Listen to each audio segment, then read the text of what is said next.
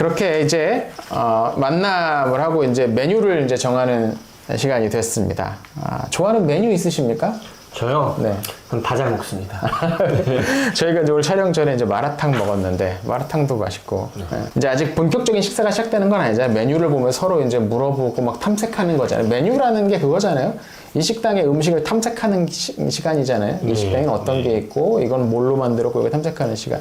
마찬가지로 이 장에서 이제 닉의 과거에 대한 탐색이 조금 이제 구체적으로 좀 나옵니다. 그래서 닉의 어린 시절에 관한 설명이 이 장에 조금 나오는 걸 볼 수 있었는데요. 요런 내용이 나와요. 나도 주일학교에 나갈 만큼은 나갔다. 물론 그곳에 있는 1분 1초가 죽도록 싫었다. 어머니는 결국 아버지를 교회에 정남이가 뚝 떨어지게 만들어 놓더니 그 다음에는 앨런과 쉘과 나를 데려가곤 하셨다.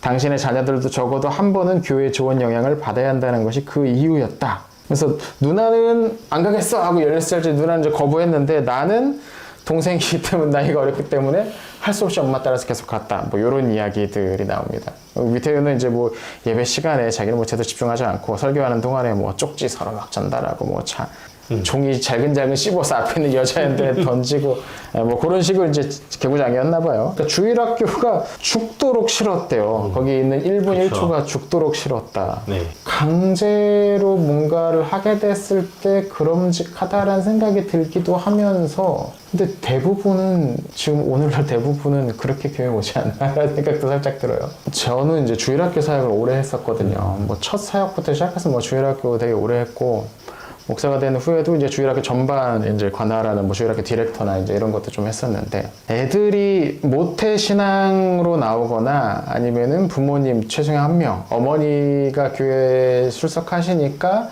애들이 주일학교에 나오는 경우가 한 80% 이상이었던 것 같아요. 그러니까 부모님이 교회를 안 나오시는데 아이들만 교회를 나온다? 이거는 정말 희귀한 일. 거의 없는 거 정말 희귀한 일. 네. 근데 이건 모두가 니과 같은 반응은 아닌 거예요, 분명히. 분명히 와서 즐겁고 재밌고 그렇게 신앙생활을 하기도 하죠. 왜냐면 이제 아는 사람들 어렸을 때부터 나왔으니까 친구들이 다 여기 있어. 또 교회에서도 되게 열심으로 이 아이들 이제 돌보시는 우리 선생님들, 교사분들 있으니까 그 교사분들 봐서라도 그냥 교회 나가준다 하는 친구들도 있었고. 근데 분명히 그 중에 니과 같은 아이들도 있었어요. 있죠. 네. 사실 요즘 좀 덜해지긴 했는데 둘째가 한때 고2인데 지금 예배를 지금도 좀 늦게 나가긴 하는데 한 올 초에 정말 속을 많이 썩였어요. 교회 안 나가. 교회 간다고 그랬는데 교회는 안 왔어. 사춘기는 아닌데 철은 지났는데. 그래갖고 되게 속을 많이 썩은 적이 있었어요. 지금은 늦게라도 그래도 늦게라도 이제 교회 가서 선생님도 얼굴 보고 인사하고 같은 반 친구들이랑 뭐 얘기도 좀 하고 그러고 있긴 한데 근데 그런 게 분명히 이런 친구들도 있거든요. 나가는 게 힘든 친구들도 있는데 저는 원래 좀 약간 교회주의자여서 그런 애들 제가 열심히 우리 둘째 설득하느라 이렇게 달래도 보고 좀 혼내도 보고 뭐 다양한 방법으로 이렇게 교회 계속 나갈 수 있도록 그 다행이네 나갔네요 그래도. 그러니까 안 오는 아이들이 있어요. 제가 이제 마지막에 중등부 했을 때 몇 년 전까지 이제 중등부 담당하고 있었을 때도 선생님이 연락을 해도 안 받아, 내가 전화를 해도 안 받아. 엄마는 이제 더 이상 어떻게 할 수 없어. 교회가 어떻게 좀 해주기를 바라는데 전화를 안 받으니까. 그래도 아주 어렸을 때부터 이제 교회를 출석했으니까 아는 어른들이 있어요. 이제 부서가 이제 달라졌어도. 그럼 어떻게든 한 번씩 만나서 얘기를 하는데 얘는 도대체 어떻게 해야 될지 모르겠는 그런 상황인 친구들이 그 나이 때도 있어요. 사실 그 나이 때도 있고. 그러니까 사실 교회를 계속 나오는 애들은 그래도 교회 마음이 있는 애들. 그리고 사실 요즘 애들은 부모님이 아무리 뭐라고 해도 주변에서 아무리 뭐라고 해도 안 해! 하고 고집 피우면 사실 어떻게 하기 어렵거든요. 뭘 옛날이면 때려서라도 그렇죠. 교회 나왔잖아. 그래서 막 교회 왔는데 나오기 싫어가지고 막 불부르퉁해져가지고 몇 대 맞고서 이렇게 나오는 애들도 있었어요 옛날에는. 요즘은 그게 안 되거든요. 네, 맞아요. 고등학생만 돼도 학원 시간 딱 잡아버리고 나 학원 가야 돼. 그러면 부모가 그거를 야 학원보다 교회 먼저 가야 돼 라고 얘기하는 게 사실은 그런 부모도 없을 것 같아, 쌤. 그리고 또 이 부분 읽으면서 또 하나 이제 생각했던 건 뭐냐면, 어렸을 때는 신앙생활을 했었는데 크면서 신앙생활을 안 하게 되는 친구들, 그런 케이스도 많잖아요. 많죠. 미기 전진이 그런 케이스잖아요. 왜 그런다고 보십니까? 우리 청년부에서 계시는 우리. 요거는 보통 이제 두 케이스가 있는 것 같아요. 네. 고등부에서 청년부 올라올 때 그때 많이 떨어지죠. 많이 떨어지고 사실. 청년부 생활을 잘 하다가 취직할 때 취직할 때. 취직할 때 많이 떨어지는 것 같아요. 음. 그래서 보면 고등부에서 청년부 올라갈 때는 억눌렸던 그 자기 삶, 통제된 삶에서 벗어나는 그 반작용이 이제 교회까지 오는 것 같다는 느낌을 뭘 그렇게 억눌러서 살았다고, 자기들이 무슨 북한에서 살다 온 것도 아니면서 그래도 고등학생 때는 하고 싶은 거 다 했으면서. 고등학생 때는 일단 입시라는 큰 벽이 있었으니 이제 나름 스트레스, 우리가 보기에는 별로 스트레스 안 받는 것 같은데 라는 생각을 들지만 난 고3 때 제일 신났다. 어쨌든 그런 것들이 있는 것 네. 같고요. 그다음에 직장을 다니면서, 그러니까 소위 말한 사회로 나가면서 환경이 확 변하면서 느껴지는 그런 사회와 교회와 괴리, 보호된 데가 아닌 정말 야생으로 나가면서 회식도 하고 주말에 어디 놀러도 가야 되고, 그러니까 시간도 사실 되게 타이트해지고 주말 아니면 놀 시간도 없고, 그런 것들이 영향이 있지 않나라는 생각을 사실 좀 하게 되는 것 같아요. 이제 상황이 바뀌고 환경이 바뀌었을 때 이제 그렇게 되는 경우들, 뭐 대학 들어가거나 직장 생활도 이제 그렇죠. 그렇다면 어떻게 하면 그렇지 않게 할 수 있을까? 저는 저 고민 사실 많이 했거든요. 청년부 부장을 제가 하면서 정말 고민을 많이 했는데, 교회에서 그런 것들에 대한 준비를 좀 시켜야 하지 않나 준비. 싶어요. 네. 고등부 때는 애들이 나오는 것만으로도 감지덕지 하는 거고, 너무 좀 그런 게 있는 것 같고, 청년 때는 대학교 때도 요즘 그냥 사회 나갈 거에 대한 대비를 전혀 안 해주는 느낌이 좀 있어서, 그런 것들에 대해서 교회에서 조금 준비를 좀 해주면 좋지 않을까. 준비를 하면 뭐가 있을까요? 대학 생활을 어떻게 해야 되는지. 아니요, 대학교에서 사회를 나갈 때 느껴지는 사실 충격이 있잖아요. 삶의 충격이 있는데, 그런 것들에 대해서 좀 미리 얘기를 해주고, 그 다음에 제가 다니는 교회에서는 멘토링, 좋은 선배들이 잘 끌어갈 수 있도록, 롤 모델이 될 수 있도록 좋죠. 필요하죠.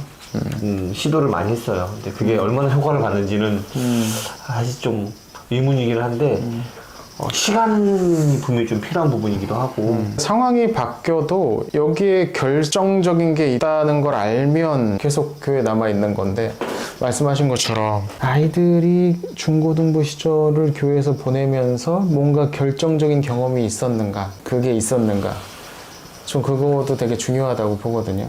근데 아이들이 나오기만 해도 감지덕지라는 분위기가 저변에 깔려 있으면 애들을 그 중요한 만남의 자리로 이끌어오기가 되게 힘들 것 같다는 생각이 들어요. 이 목적이 출석이 목적이면, 출석만 오면 안심인 거잖아요.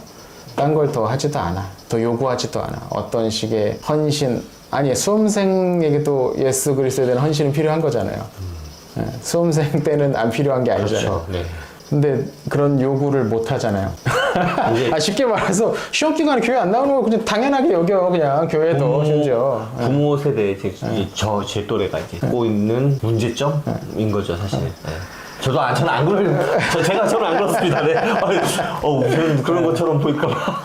저희는 안 그래요. 사실 저희는 시험 기간, 뭐 학원 이런 거 절대 없어. 우리 집은 무조건 교회가 최우선이야. 심지어 학원, 학교랑 교회가 겹치면 우리는 교회를 택해야 돼. 라는 식으로 저는 계속 교육을 시키고 해왔지만, 그럼에도 불구하고 아까 말씀드린 것처럼 둘째는 교회에서 좀 벗어나려고 하는 모양새도 좀 있었고, 첫째니까 그러지 못하고 따라오긴 하지만 얘기를 하다 보면 그런 것들에 대한 불만이 없지는 않더라. 그럼에도 불구하고 저는 너가 일단 미성년자인 경우에는 엄마 아빠를 따라올 너 의무가 있고, 엄마 아빠는 너를 바르게 인도할 의무가 있다 라는 식으로 이제 좀 한 단계적으로 끌어오긴 했는데, 그래요. 이제 그렇게 이제 교회를 데려왔는데 교회에서 뭐가 없어. 그러면 이제 어떻게 해야 되는 거냐는 거죠. 근데 여기에는 이유가 있어요. 뭐냐면 한국 교회의 절대 다수는 주일학교 사역자의 경험이 되게 일천합니다. 어렸을 때만 주일학교를 만난 거라고 생각하기 때문에 처음에 이제 교육전도사 때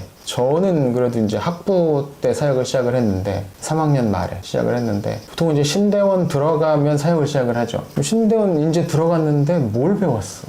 뭘 알고 어떤 스킬이 있고 어떤 것들을 고민을 해봤겠어요. 자기 학교 수업 따라가 과제하기도 바쁜데 주중에. 그리고 이제 주말에 이제 교회를 가서 설교를 해요. 설교도 이제 학교 들어갔는데 뭘로 해요? 대부분 그냥 어렸을 때 교회에서 들어왔던 그 짱으로 그거에서 나오는 설교거든요, 사실. 그러니까 뭔가 제대로 이 문제를 대처하기 위한 자원 자체가 없어요. 대부분의 교회에서. 주일학교 사역은 그냥 교육전사들이 한다라고 해버린다. 물론 교육전사분들 중에 잘하시는 분들이 있죠. 아이들 너무너무 사랑하고 아이들하고 그냥 하나가 돼서 그렇게 생각하는 분들도 있죠. 근데 아닌 사람들 많단 말이죠. 그러니까 이런 상황에서 아이들에게 뭔가 결정적인 그 경험을 할 수 있게 만들어줄 수 있는가. 이 어렸을 때 하는 수 없든 뭐가 됐든 어찌됐든 이렇게 교회에 수백 번을 나오는데 수백 번을 예배에 참여하는데 수백 번이 뭐야. 수천 번, 1000번 넘게 참여할 수도 있는데 1년에 50번씩 참여하면 10년 만에도 500번. 1000번은 안 되겠구나. 태어나서부터. 아무튼 수백 번의 예배에 참여하는 동안 아이들에게 정말 예수님을 만난 어떤 그런 경험을 해줄 수 있는 교회인가? 그런 능력이 있는가도 물어봐야 된다고 생각해요. 근데 교회에서는 거기까지 신경 아마 못 쓸 거라는 거죠. 매주 예배를 무사히 마치는 거에 온 신경이 집중되어 있어요. 좀 어렸을 때는 무슨 활동을 할까? 좀 클 때는 어떻게든 애들 깨워가지고 교회 나오게 할까? 말씀하신 것처럼. 요 정도 수준이면 저는 닉과 같은 아이들은 앞으로도 수없이 나올 것 같습니다. 교회를 어렸을 때 한번 가봤는데 실제로 근데 물어보면 그런 사람 되게 많아요. 정말 많아요. 어렸을 때 교회 한 번 안 가본 사람이 없어. 없습니다. 근데 어느 순간 끊어버렸어요. 학원 끊듯이 교회를 끊었어요. 왜 끊었을까? 학원 언제 끊습니까? 여기를 다녔는데 성적이 안 오를 때 끊어버리지 않습니까? 그렇죠. 교회는 언제 끊을까요? 여기를 와봤는데 예수고 뭐고 알아보는 게 하나도 없겠다. 내가 늘어나는 게 하나도 없다. 그러면 끊겠죠.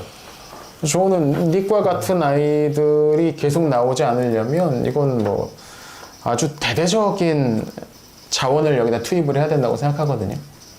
저는 아까 1장, 초대장 얘기할 때도 잠깐 했지만 교육뿐만의 문제일까? 교회 전반적으로 갖는 문제가 아닌가 싶어요. 이제 그러니까 어른들도 문제인데 이제 아무튼 여기서 이제 닉이 어렸을 때 얘기가 나왔으니까 그렇죠. 어렸을 때는 교회 다녔던 닉이 왜 지금은 안 다니고 있는가를 물었을 때는 좀 그 부분에 대해서 좀 더 대대적인 뭔가 한 번은 해봐야 될 거야. 지금 전국에 있는 주일학교가 없는 교회들도 수두룩한데 굉장히 많다고 하는데 주일학교가 다 죽어간다고 하는데 그러면 아예 다 제로가 되기 전에 뭔가 한번 해보긴 해야 될 거 아니야. 아니면 지금처럼 계속 하다가 그냥 이 추세를 받아들이든지 그럼 말을 말든가. 주일학교가 중요하니 미래니 어쩌니 말을 말든가.